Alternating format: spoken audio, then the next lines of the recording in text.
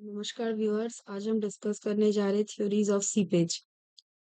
So before I start the topic, मैं आप सभी को रिक्वेस्ट करना चाहूंगी कि प्लीज मेरे चैनल को जरूर सब्सक्राइब कर लीजिएगा और ये जो बगल में बेल आइकन है इसको दबाइएगा, जिससे कि मेरे जब भी वीडियोस हो आप तक जल्द से जल्द पहुंच सके और आप लोग उससे से ज्यादा बेनिफिट ले सके।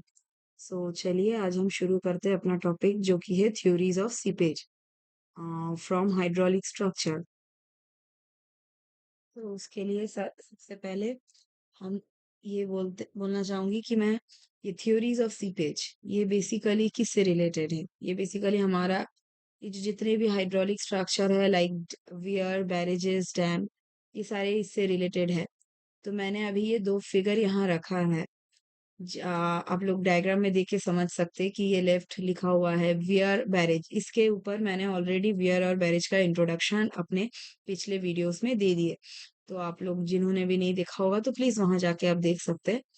और ये जो वियर और बैरेज है, तो शुरू करने से पहले मैं यहाँ आपको आप लोगों को एक चीज दे देती हूँ कि ये वियर क्या होता है। वियर होता है बेसिकली, हम जैसे डायग्राम में देख सक रहे हैं कि इसका जो रेस्ट ये क्रेस्ट होता है। ये जो कंक्रीट का ये जो स्ट्रक्चर होता है, इसका जो हाइट होता है कंक्रीट का रेस स्ट्रक्चर, ये कंपेयर टू ज्यादा होता है एज कंपेयर टू इसके ऊपर जो गेट का स्ट्रक्चर हम प्रोवाइड करते हैं। गेट जिससे कि हम वाटर को पास कर सकते हैं डाउनस्ट्रीम में, from upstream to downstream. Okay, so ये होता है वियर। सो अब हम बैरेज की बात देखें तो बैरेज क्या, बैरेज होता है जिसका कि ये जो रेस्ट ये जो स्ट्रक्चर है, ये जिसको हम लोग कंक्रीट का या फिर जिसका भी स्ट्रक्चर बनाते हैं, ये जो जिसके ऊपर ये शटर होता है, ये गेट होता है जिसको हम ओपन करके डाउन स्ट्रीम में वाटर अपस्ट्रीम से छोड़ सकते हैं। तो ये जो रेस क्रेस्ट होता है, ये इसका हाइट जो होता है कम होता है एज कंपेयर टू गेट का हाइट। तो जस्ट ये वाइस वर्सा है, वियर और बैरेज में बेसिक कुछ वैसे डिफरेंस नहीं है। ये जस्ट स्ट्रक्चरल चेंज की वजह से, डायग्राम की वजह से दो अलग अलग इसके बेसिक नाम है। डिफरेंट पर्पस के लिए हम वियर, जहां जैसा पर्पस हुआ हम वैसे उसका यूज कर सकते हैं, वियर हो या फिर बैरेज हो। सो यही होता है वियर। जैसे कि ये इसका जो रेस्ट क्रेस है ये वियर का ये ज्यादा होता है एज कम्पेयर टू बैरेज। और ये रहा मेरा राइट साइड में डायग्राम, इसका रेस्ट क्रेस यानी शटर ज्यादा होता है बैरेज में। सो चलिए अब नेक्स्ट हम देखते हैं कि ये थ्योरीज ऑफ सीपेज जो कि हमारे इस हाइड्रोलिक स्ट्रक्चर के ऊपर है, क्या है बेसिकली। सो ये तो हमारा बेसिकली स्ट्रक्चर होता जो है वो हाइड्रोलिक स्ट्रक्चर जो है हमारा हाइड्रोलिक स्ट्रक्चर, वो इम्परवियस स्ट्रेटा के ऊपर ही होता है। Means founded on, it is founded on impervious strata. Impervious माने जहां से हम लोग कोई भी सीपेज वगैरह, मीन्स उसके इम्परवियस स्ट्रेटा मतलब जो भी पार्टिकल्स है जो फाउंडेशन में, वो अपने पोरस मीडियम के थ्रू, अपने पोर्स के थ्रू कोई वाटर हो या फिर लिक्विड का फ्लो को पास नहीं करता, तो वो हो गया इम्परवियस स्ट्रेटा। एंड तो ये तो चलो ठीक है कि इम्परवियस स्ट्रेटा हो गया, उसके पोर्स से कोई वाटर या फिर लिक्विड पास नहीं करेगा। पर जो हाइड्रोलिक स्ट्रक्चर फाउंडेड ऑन सिर्फ इम्परवियस स्ट्रेटा ही नहीं होता है, और परवियस स्ट्रेटा भी होता है। परवियस जिससे कि परवियस स्ट्रेटा यानी क्या, जिसके पोर्स के थ्रू ये रहा हमारा सॉइल पार्टिकल्स, तो इसका जो पोर्स है इससे ये वाटर सीपेज होके आगे बढ़ता है वो अपने पाथ में। ठीक है, तो ये होता है परवियस स्ट्रेटा। तो हमारा यहाँ बेसिक प्रॉब्लम ये जो थ्योरीज ऑफ सीपेज है, तो ये जो स्ट्रक्चर हमारा जो भी स्ट्रक्चर परवियस स्ट्रेटा के ऊपर होता है, इसमें हम थ्योरीज ऑफ सीपेज का डील करते हैं। मतलब वो जो भी प्रॉब्लम है यहाँ परवियस स्ट्रेटा के ऊपर इस चैप्टर में होने वाला है। सो परवियस स्ट्रेटा जहां जहां है वहां पे हमारा सीपेज का प्रॉब्लम होगा। सीपेज मैंने ऐसे जो डायग्राम में दिखाया है, सीपेज वाटर एक सर्टेन पाथ से उसके पोर्ट से, जो सॉइल पार्टिकल से इसके पोर्ट से ट्रेवल करती है। तो ये सीपेज क्या क्या प्रॉब्लम क्रिएट करता है, तो हम देख लेते हैं। अच्छा, ये जो परवियस स्ट्रेटा है, यहाँ पे चांसेस है ज्यादा से ज्यादा सीपेज होने का। और ये परवियस स्ट्रेटा जो हमको देखने को मिलता है इंडिया का मोस्ट जो स्ट्रक्चर है वो एलुवियल सॉइल के ऊपर ही क्रिएट होता है। Alluvial soil, the most of the structure in India is founded on alluvial soil. ये एलुवियल सॉइल, इसमें क्या दिक्कत है? विच अलाउस द सीपेज, ये अलाउ करता है किसको ना? सीपेज को, यानी ये परवियस है, परवियस स्ट्रेटा है। ओके, सो ये क्या करेगा फिर इन रिटर्न? क्या करेगा? चूंकि ये सीपेज को अलाउ कर रहा है, ये स्टेबिलिटी ऑफ स्ट्रक्चर को कम कर, stability of structure gets reduced there bye.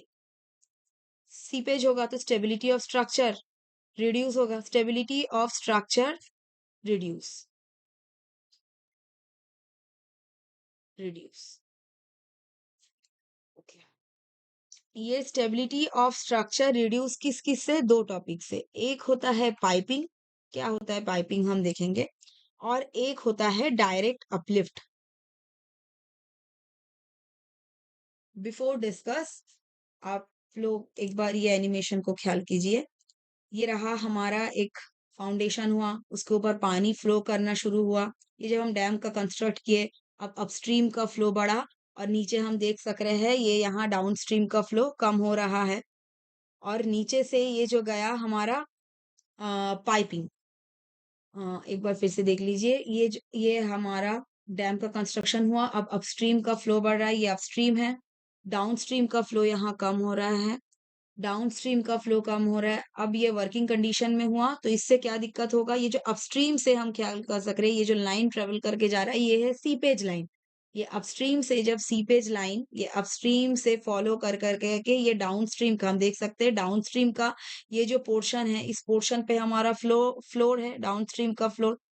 इस फ्लोर पे जाके ये अपस्ट्रीम, ये सीपेज क्या करेगा? प्रेशर क्रिएट करेगा। इस प्रेशर क्रिएट कर जो करेगा, तो यहाँ का जो ये ऊपर का यहाँ पे जो सॉइल पार्टिकल्स है, ये सॉइल पार्टिकल्स को ये जो नीचे से जो सीपेज जो ये अपस्ट्रीम से ट्रेवल होके आ रहा है, ये अपस्ट्रीम ये डाउनस्ट्रीम, तो इसको बैलेंस करना पड़ेगा।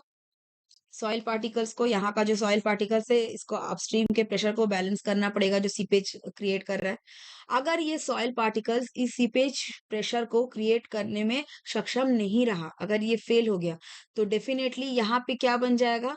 एक हॉलो पाथ बन जाएगा, जिससे कि क्या, ये जो रिवर वाटर है ऐसे हॉलो पाथ से ट्रेवल करके यहाँ से फ्लो होके निकलेगी। मतलब ये जो डैम के नीचे एक वाटर का पाथ बन जाएगा ट्रेवल होने का।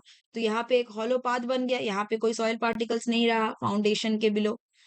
तो इसमें ये हॉलो में क्या होगा? ये जो डैम है फिर पूरा सबसाइड कर जाएगा। ये दिक्कत है, इसी को हम लोग बोलते हैं पाइपिंग फेलियर। हम देख सकते हैं ये जो फेलियर है, यहाँ पे एक हॉलो पाइप के जैसा हो रहा है ना, ये हॉलो एक पाइप है। सो इस वजह से हम इसको क्या बोल रहे हैं, ये जो हमारा ये एक पाइप के जैसा फ्लो हो रहा है, ये एक पाइप के जैसा स्ट्रक्चर क्रिएट कर रहा है, तो इसको हम लोग पाइपिंग फेलियर बोलते हैं। सो ये क्या कर रहा है? डैम के डेफिनेटली स्टेबिलिटी को डिस्टर्ब कर रहा है।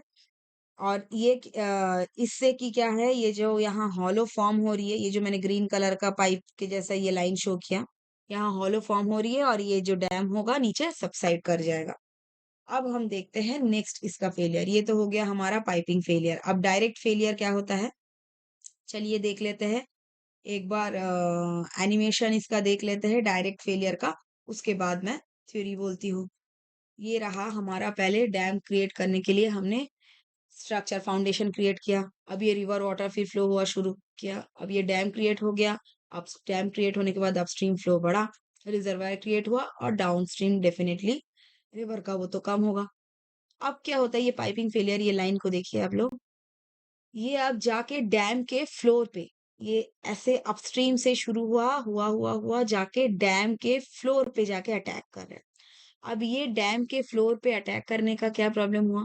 ये डैम के फ्लोर पे जैसे ही आके सीपेज प्रेशर क्रिएट हुआ, तो इस पोर्शन पे जो ऊपर का हमारा डैम का जो फ्लोर है, फ्लोर ऑफ डैम है ना, ये अपस्ट्रीम से प्रेशर ट्रेवल करके कहाँ तक के गया हमारा? ये डैम के फाउंडेशन फ्लोर तक के। सो यहाँ पे जो फाउंडेशन फ्लोर का, इस पोर्शन पे जो फाउंडेशन फ्लोर का जो पार्टिकल्स है, मे बी डैम कंक्रीट का बना हुआ है या फिर अर्दन डैम जो भी है।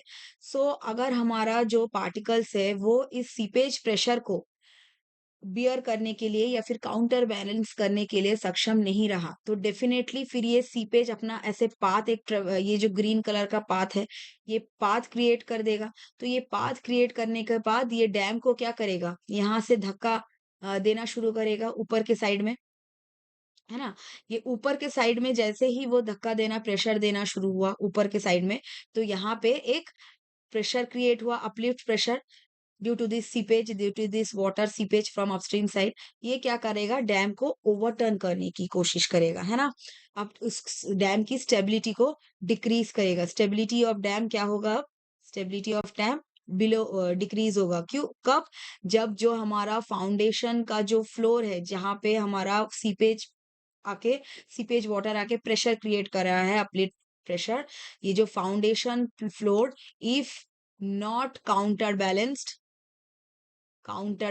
the seepage pressure